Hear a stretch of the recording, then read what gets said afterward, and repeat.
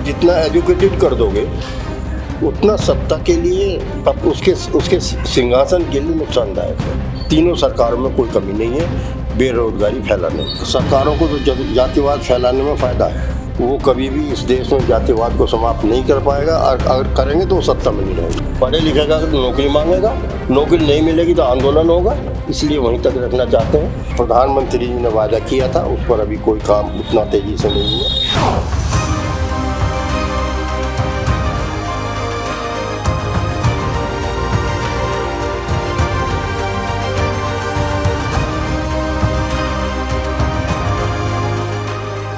आज हम मेरठ के एक ग्राम पंचायत रासना, यहाँ पर एक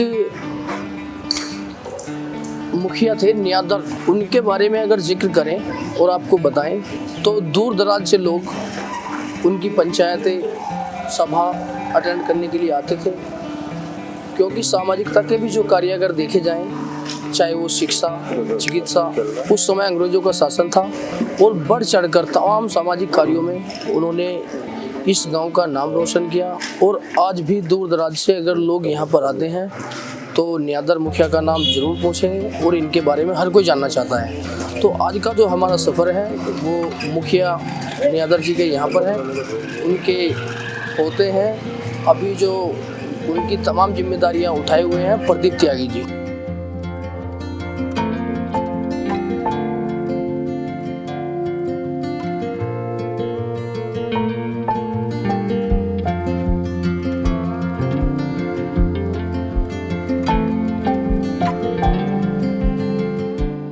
आइए हमारे कैमरामैन हमारे साथ दिखाइए थोड़ा सा नंबरदार नियादर मुखिया जी के यहाँ पर हमारा सफ़र है। तो अंग्रेजों के समय की ये बैठक है।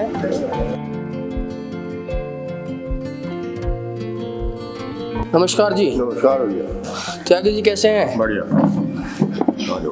हमारे साथ में प्रदीप त्यागी जी हैं। मैंने मुखिया जी के बारे में पहले ही बताया, तो त्यागी जी बताइए हमारे साथियों को कैसे हैं आप?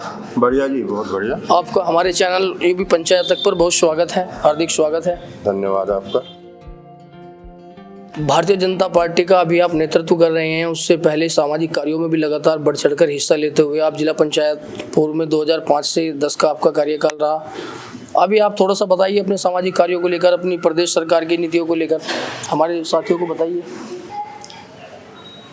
मेरा खुद का सामाजिक कार्य तो बहुत बड़ा तो नहीं है, कुछ छोटा मोटा ही है। जिला पंचायत का सदस्य रहा हूँ तो कुछ काम कराए जी, और फिलहाल में शिक्षण संस्थाएं हैं या 2, इनका प्रबंधक हूँ जी। उसी के माध्यम से जो कुछ सेवा हो पा रही है कर पा रहे हैं शिक्षा के क्षेत्र में। जहाँ तक भाजपा पार्टी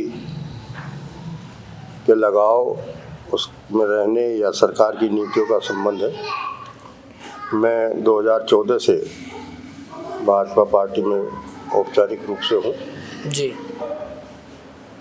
और पार्टी की नीतियाँ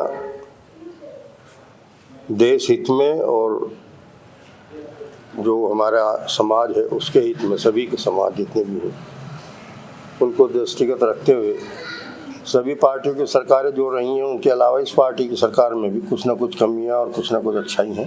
तो अभी जो मैं एहसास करता हूँ ये है कि किसानों को बहुत कुछ लाभ इस सरकार में भी नहीं मिल रहा, पहली सरकारों में भी नहीं मिल रहा। अभी बताइए, आपने कहा कि पहली सरकारों में भी किसानों को लाभ नहीं मिलता था, किसानों से ही शुरुआत करते हैं।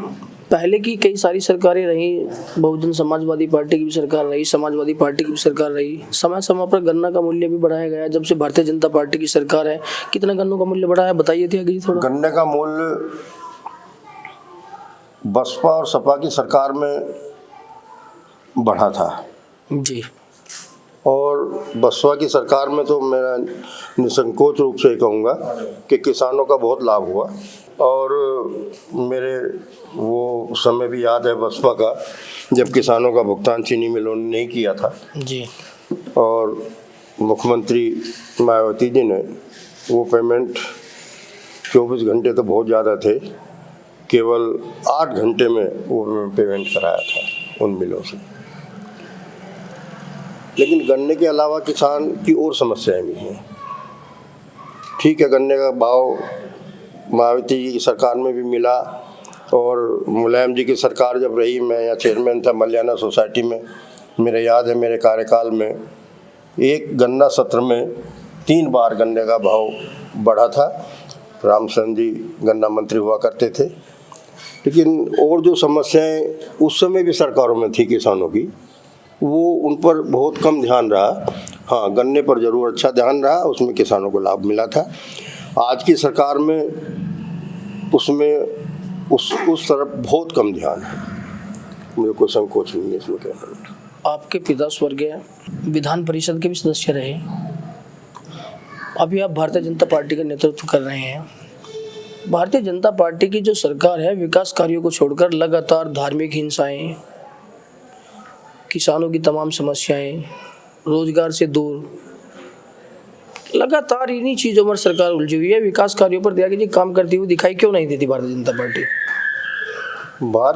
नहीं, विकास कार्यों पर भी काम तो हो रहा। कहाँ पर हो रहा है बताइए आप। नहीं, देखो सड़कें बन रही हैं। मैं खाली सड़कों को विकास आप कैसे कह सकते हैं? इतने सारे युवा नौकरियों के लिए परेशान हैं। दूसरी चीज ये कि जिनको तैनात भी किया जाता है, संविदा कर्मी बनाकर छोड़ दिया जाता है, देखो उनको बहुत सारी सेवाएं ऐसी हैं जो वो नहीं मिल पाती हैं। मैं इस बारे में आपको बताऊं जी। मायावती की जब सरकार थी, शायद 2010 की बात है जी, या उससे पहले, उन्होंने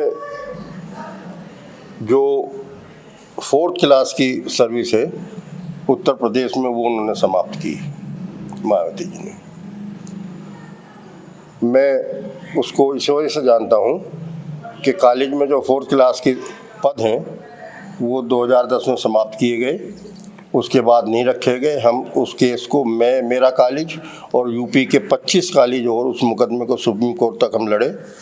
सुप्रीम कोर्ट से भी हम जीत के आए कि नहीं, ये पद समाप्त नहीं होने चाहिए। उसके बावजूद मायावती जी की सरकार ने उनको लागू सुप्रीम कोर्ट के आदेश को नहीं किया, अपीलें हुई। उसके बाद सपा की सरकार आई तो उन्होंने उसी आदेश को लागू रखा। आज भाजपा की सरकार है तो भाजपा की सरकार भी उसी आदेश को लागू रखे हुए है। तीनों सरकारों में कोई कमी नहीं है बेरोजगारी फैलाने में। अच्छा, बिल्कुल सही कहा त्यागी जी। अगर चलो आप ही की बात को मान लेते हैं, बसपा से लेकर भाजपा के शासन तक की अगर हम बात करें, बसपा की सरकार रही तो खाली एक समाज को ज़्यादा बढ़ावा दिया गया है। ये कोई धरातल की देखी हुई बातें हैं। अखिलेश जी की सरकार आती है, फिर एक यादव समाज को लगातार बढ़ावा दिया जाता है। अभी भारतीय जनता पार्टी की 2017 से लगातार प्रदेश में सरकार है, एक ठाकुर समाज को ज़्यादातर बढ़ावा दिखाई दिया जाता है। ऐसा क्यों लगातार जातिवाद पर ही सरकारें चलने लगी है? जातिवाद मैंने अभी आपको बताया था, तो बता रहा हूँ, जातिवाद तो हमेशा रहा है, और ना तो हमारे समाज उस जातिवाद को समाप्त कर पा रहे, और ना ये सरकारों को तो जातिवाद फैलाने में फ़ायदा है। इसलिए आप और हम इनसे ये आशाएं रखें, किसी भी सरकार से, ना भाजपा की सरकार हो, चाहे सपा की सरकार हो, चाहे बसपा की आए, चाहे कोई अन्य और दल बन के आ जाए, वो कभी भी इस देश में जातिवाद को समाप्त नहीं कर पाएगा। और अगर करेंगे तो सत्ता में नहीं रहेगा। अगर जातिवाद को समाप्त नहीं कर सकते तो विश्वगुरु बनने की बात क्यों करते हैं? कैसे विश्वगुरु बनेंगे? मैं इस बात में बहुत कम यकीन कर रहा हूँ। हालांकि देश उस तरफ बढ़ रहा है ऐसा लगता है, लेकिन कब तक बन पाएगा मैं नहीं जानता। लगातार एक समाज का टारगेट कर सरकार को उत्पीड़न करना, उस पर लगातार कार्यवाही करना, ये कौन से संकेत देते हैं कि हम विश्वगुरु की तरफ बढ़ रहे हैं? बता दीजिए थोड़ा आप। नहीं, मैं कह तो रहा हूँ आपसे, मुझे नहीं लगता बहुत जल्दी बनने जा रहे हैं। हालांकि ये कह रहे हैं प्रयास है उस तरफ, लेकिन कब तक बन पाएंगे मैं नहीं कह सकता। मुख्यमंत्री रोजगार चिकित्सा पर बात कम करते हैं, मवालियों पर बात ज़्यादा करते हैं। मैं फिर आपको दोहरा रहा हूँ, कोई सरकार आ जाए, आप देखो, एक मैकियावेली हुआ है जी, और उसको राजनीति शास्त्र में जो शिक्षा है उसमें उसको आज भी यहाँ पढ़ाया जाता है हिंदुस्तान में किताबों में। और उसका एक सिद्धांत है, उसने एक सिद्धांत दिया सरकारों के लिए और राजाओं के लिए भी, कि आप अपनी जनता को जितना एजुकेटेड कर दोगे उतना सत्ता के लिए, अब उसके सिंहासन के लिए नुकसानदायक है। ये उसका सिद्धांत है। उसका कहना ये है कि आप अपने दोस्त पर, मित्र पर, जो आपका बहुत घनिष्ठ मित्र है, जो जैसे सारी दुनिया जानती है कि भाई जैसा है, उस पर एक हत्या का आरोप लगा करके और उसको सरे चौराहे झूठा आरोप लगा के फांसी दिलवा दो, आपकी वाह वाह होगी, आप सत्ता में रहेंगे। ये सिद्धांत है। उस सिद्धांत को थोड़ा या ज़्यादा ये सभी सरकारें मान रही हैं, चलती हैं उसमें। कोई सरकार नहीं चाहती कि इस देश का युवा, ये भाजपा की हो चाहे कोई और सरकार आवे, ये पढ़े लिखेगा तो नौकरी मांगेगा, नौकरी नहीं मिलेगी तो आंदोलन होगा।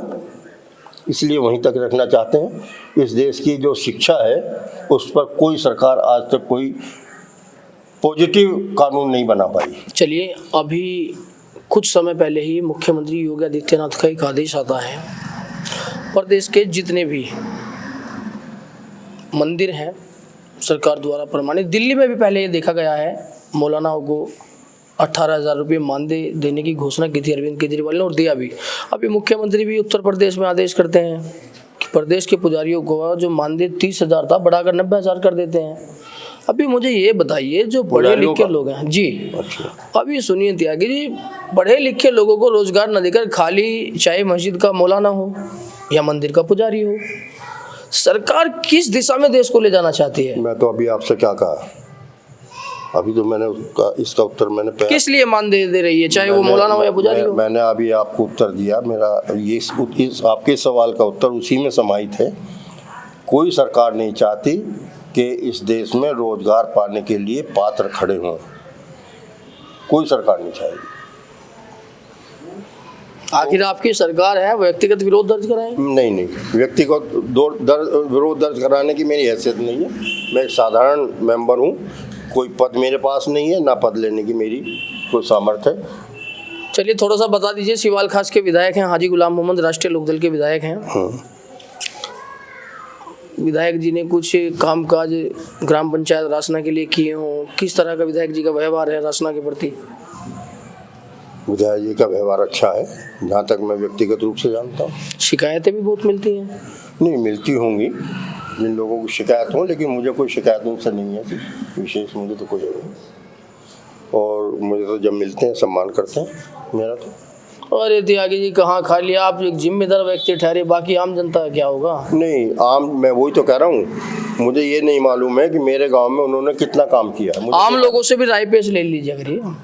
मैं ये कह रहा हूँ, मैं बता रहा हूँ आपको जवाब दो। मेरी जानकारी में व्यक्तिगत रूप से ये नहीं है कि उन्होंने मेरे गाँव में क्या काम कराया जो अपनी नीति से।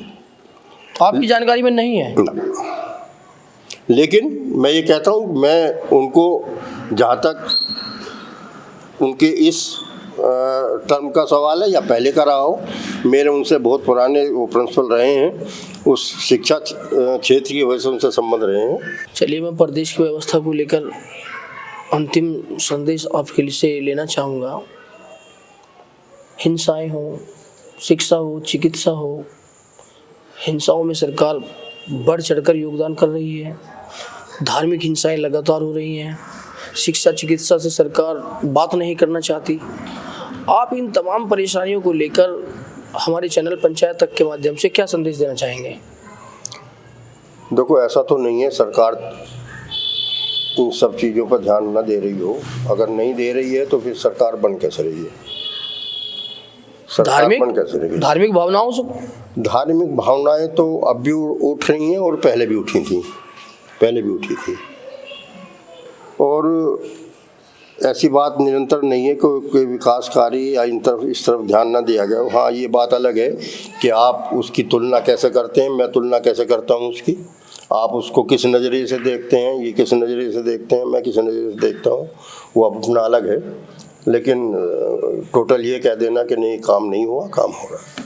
सरकार की जो खामियां हैं उनको लेकर भी कुछ संदेश दे दीजिए। मैंने बता दिया, जो मेरे जिस सरकार को जिन चीजों पर आपके नजरिए से काम करना चाहिए बताइए। जहाँ मेरा सरोकार है, जो मेरा दायरा है, मैं किसान हूँ, किसानों को लेकर ही मैं किसान की समस्याएं जानता हूँ, उसी के बारे में कुछ कह सकता हूँ। बाकी राजनीति में ज़्यादा करना जानता नहीं, न मेरा परिवार इतना बड़ा राजनीतिक है किसान की समस्या यही है कि जो इतना बड़ा आंदोलन हुआ था किसानों का, उस आंदोलन के विषय में जो प्रधानमंत्री जी ने वादा किया था उस पर अभी कोई काम उतना तेजी से नहीं हुआ। होना चाहिए। प्रदेश में जहाँ तक बात है, मुख्य बात मैंने अभी आपसे कही गन्ने की फसल यहाँ मुख्य रूप से है और उसका जो मूल्य है वो उतना नहीं है जितना मिलना चाहिए, ज़्यादा मिलना चाहिए। इससे अलग अलग उसकी एक गणना है, मैं कहता हूँ 500 से कम तो होना ही नहीं चाहिए। और निश्चित रूप से मेरा कहना ये है कि किसानों के गन्ने के भाव की तरफ ये सरकार उदासीन है, जो मैं मानता हूँ। देखिए, हमारे साथ में प्रदीप त्यागी जी अपनी जो भी विचारधारा थी, तमाम विचारधारा हमारे पंचायत तक के माध्यम से व्यक्त की और किसानों की कई सारी समस्याओं को लेकर सरकार से नाराज़गी भी जाहिर की। और त्यागी जी भी हमारे चैनल के माध्यम से सरकार से किसानों के लिए लगातार अपील करते हुए नजर आए। अभी सरकार की तमाम नीतियों पर हमारे दर्शकों का क्या कहना है, आप हमारे कमेंट बॉक्स में ज़रूर आकर बताएं। त्यागी जी, आपका हमारे चैनल पंचायत तक पर कीमती समय देने के लिए बहुत हार्दिक धन्यवाद और आपको शुभकामनाएं। शुक्रिया, धन्यवाद।